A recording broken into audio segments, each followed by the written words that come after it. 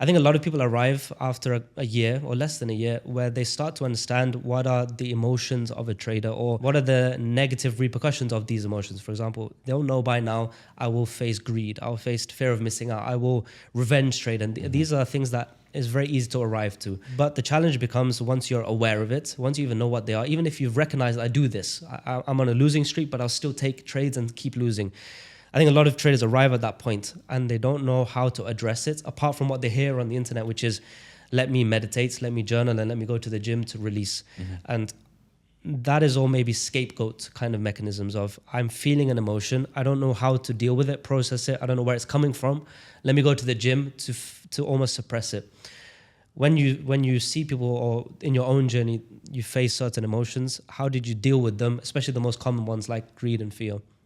So I approached it from a very practical, more of a neuroscience point of view, because as you said, all those other things, they're just escape mechanisms. They don't deal with the root. Yep. So the average human has roughly like 60 or 70,000 thoughts every day, right? 90% chance it'll be the same the next day. So if you don't change the way you think, you just repeat the loop.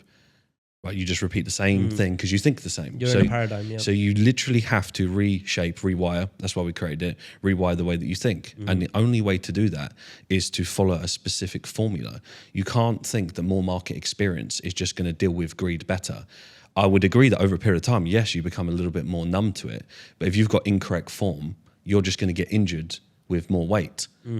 And people are not understanding the detriment. Like you will go unpunished for a long time. If you're squatting 10 kilos, you squat 10 kilos for years and no issues. The moment you put 100 kilos on your back and you don't know what you're doing, your back's gone in just one decision, right? So I see it the same way. So I've approached it from, right, how can I interrupt those negative thought patterns? How can I bring awareness to why do I even respond the way that I do? Why when I'm driving the car, that if someone doesn't wave me through, that ruins my day and I've got anger. We're not understanding that everything is connected to everything else. So how you are outside of life is exactly how you're going to be in trading. And we don't want to address that. We think, right, what I do see in the industry, which is laughable to me, is I will trade 100K because my psychology doesn't get affected at 100K, so I'll just stick there. Or I don't want to deal with my psychology. Or I want to trade 100% mechanical and then I won't have any psychological issues.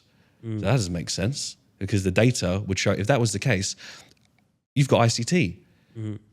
That's more mechanical. I mean, I don't know the ins and outs of ICT, right? I have a rough understanding of the trading method. However, if we're going to go with, well, it's mechanical, then surely the numbers would reflect that people wouldn't be making emotional decisions. Because that's the questions I get. Right, Mark, I trade this.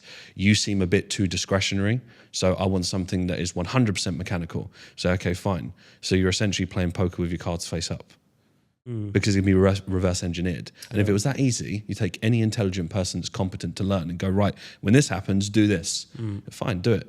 Why do you lose your account after 60 days then? The data doesn't support that. The same way when, if you remember the early SMC days when it was the 40% in the morning before you've made your scrambled eggs, you know, but it was this facade. But then FTMO would come out and say, hey, our top traders are making 3% per month. So where are the 40%, you know, before they've had their breakfast? And they would laugh at and what it done is that it made 10% a month seem like it was average when it's not. And then they started, and that was the problem. But the same individuals that created the problem have now changed their mind. So the same people that was pushing that narrative are now focusing on, don't worry about big returns, focus on small returns. So it's interesting what I notice is that, and I don't think it's malicious.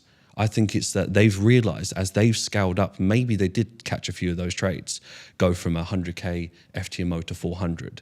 And they've sat there and thought, I can't put a 2-pip stop on this because I actually want to take this seriously now. So why is it when the capital increases, so does the stop? Behavior,